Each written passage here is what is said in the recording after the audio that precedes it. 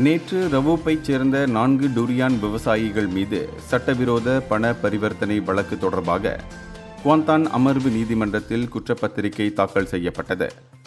லை செங்வா, சின் ஸ்வி யூங், ஸ்வா செங்வென் மற்றும் டோங் தின் ஃபுக் ஆகிய 4 விவசாயிகளும் அங்கீகரிக்கப்படாத நிலத்தில் வளர்க்கப்பட்ட டுரியான் விற்பனையின் மூலம் கிடைத்த சுமார் 5,60,000 ரிங்கிட் பணத்தை மோசடி செய்ததாக சட்டவிரோத பண பரிவர்த்தனை தடுப்புச் சட்டத்தின் கீழ் அவர்கள் மீது 10 குற்றச்சாட்டுகள் பதிவு செய்யப்பட்டுள்ளன.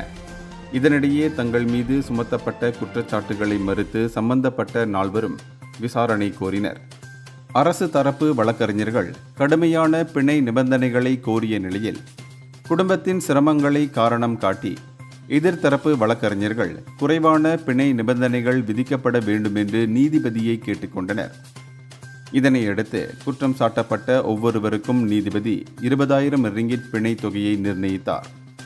அத்துடன் அவர்கள் ஒவ்வொரு மாதமும் MACC அலுவலகத்தில் ஆஜராக வேண்டும், மேலும் தங்கள் பயண கடவுச்சீட்டுகளை ஒப்படைக்க வேண்டும் என்றும் நீதிமன்றம் நிபந்தனைகளை விதித்தது.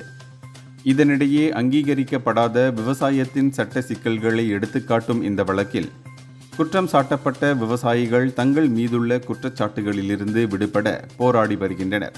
இந்த வழக்கு டிசம்பர் மாதம் மீண்டும் செவிமடுக்கப்படும். இந்தியர்களின் இதய குரல் மக்களோசை.